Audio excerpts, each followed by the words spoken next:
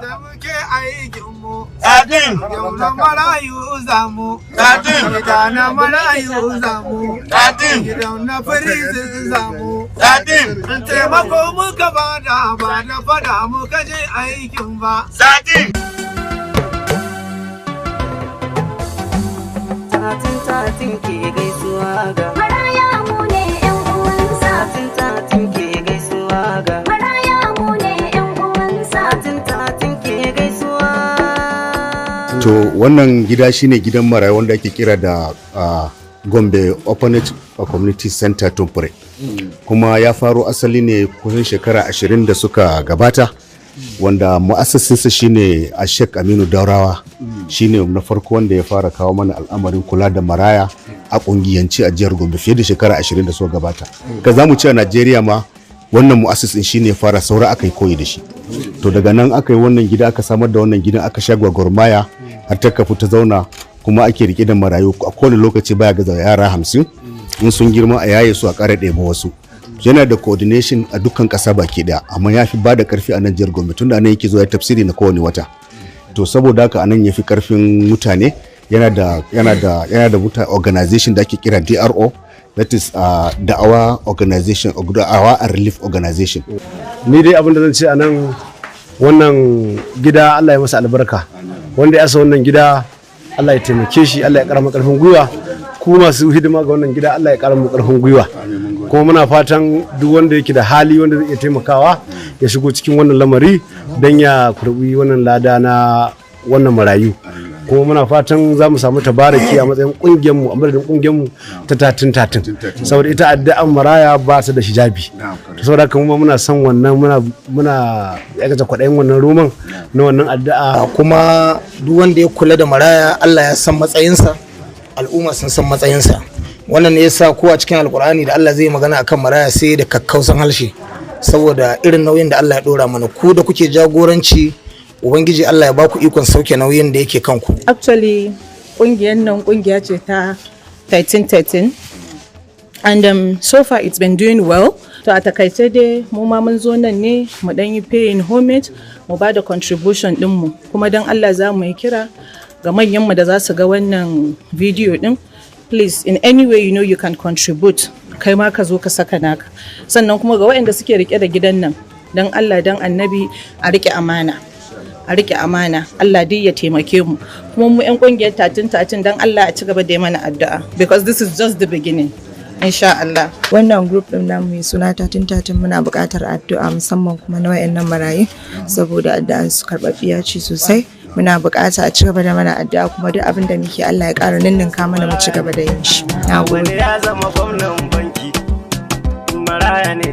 Ga wani sarki can na mulki, maraya ne. Wani shi ke ɗaukar aiki, asalinsa maraya ne. Hasada kada ba ko taki, ku gane zuciyar ku ta tashi da shauki. Abin da Allah ne, kuwa babu maraya, babu maraya sai rabu. Tausaya maraya ƴan uwa, babu maraya sai rabu. Tatin ke gaisuwa Ga maraya mu ne ƴan uwansa.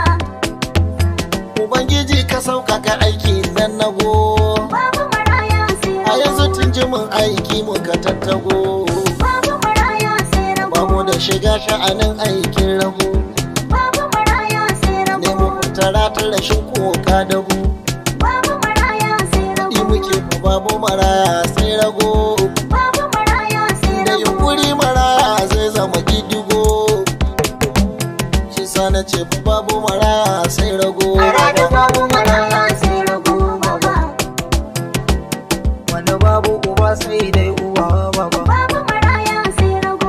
Wanda babu uwa sai dai uba baba. Babu maraya sai rabu. Wani ma bai san su ba bai daya baba. Babu maraya sai rabu. Sai mu dai rika tausan yan diyan baba. Yan diyan baba. Tatin ke gaisuwa ga marayu. Yan ƙasa na gari gare su mu zam abin fahari. Yan ƙasa na gari marayu su muke marari. Ku zo mu tallafa mu maraya, shi tausayi gare shi ibada.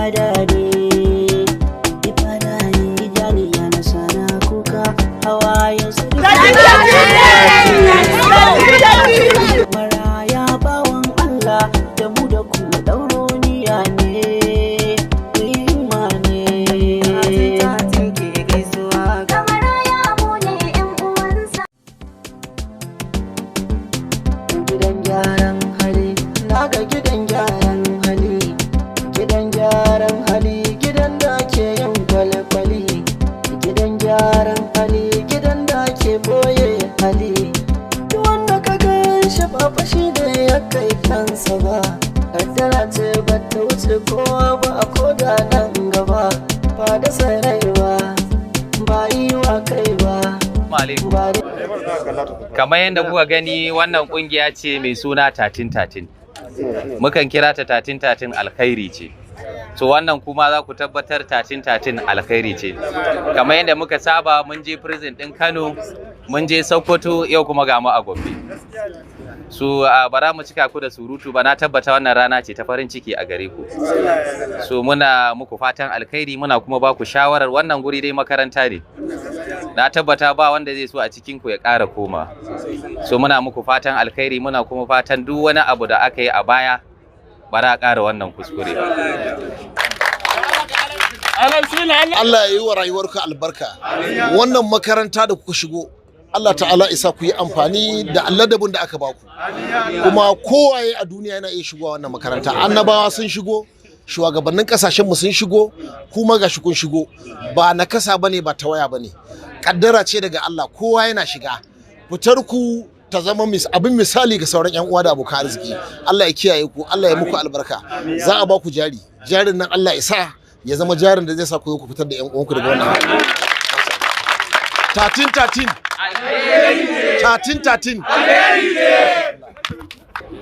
To a taƙaice muna yin muku barka muna kuma taya ku farin ciki da wannan fitowa dauke daga wannan gida wanda dukkaninku kaddara ce sanin haka yasa wannan kungiya tamu ta 1313 ta yi ɗamarar yunkuri wajen ƙoƙarin fito da ire-iren ku waɗanda kaddara ta afkawa a faɗin Najeriya gaba ɗaya ba wai iya nan ba nan ba shine na farko ba kuma kowa a nan wajen kaddara ce ta kawo shi a wannan kokari da kungiyar 1313 take yi ba shine lokaci na farko ba mun yi a Kano mun yi a Sokoto sannan yanzu gashi mun zo a Gombe tare da fatan kuma za mu ci gaba da yi za mu ci gaba da ziyartar dukkanin state ba iya na arewacin Najeriya ba har na kudancin Najeriya ma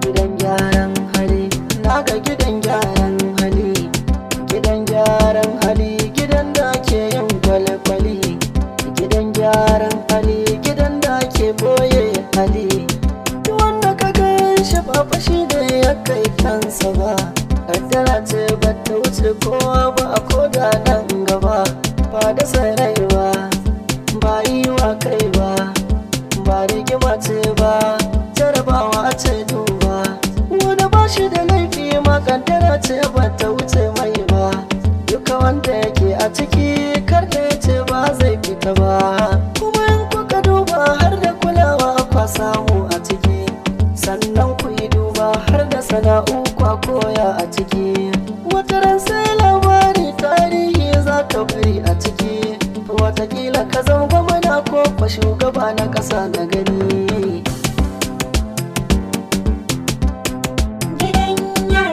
yau mun zama tsintsiya da abin ɗaurewa gama a kuro ina mutum godiya na yi godiya da wannan abin da suka mana kuma Allah ya saka da alheri ba abin da zan yi cewa sai dai godiya na alkhairi Allah ubangiji ya albarka Allah kuma ya ƙara arziki insha Allah wannan daman kaddara ne mukaddari Allah ya aiko ba wanda ya fi karfi ya shiga wannan al'amari to shi ba da saraiwa ba yi wa kai ba ba rigima ce ba jarabawa ce duba wanda ba shi da laifi ma kaddara ce ba ta wuce mai ba duka wanda yake a ciki kar da ya ce ba zai fita ba kuma in kuka duba har da kulawa kwa samu a ciki sannan ku yi duba har da sana'u kwa koya a ciki wataran sai labari tarihi za ka bari a ciki watakila ka zama gwamna ko kwa shugaba na ƙasa na gani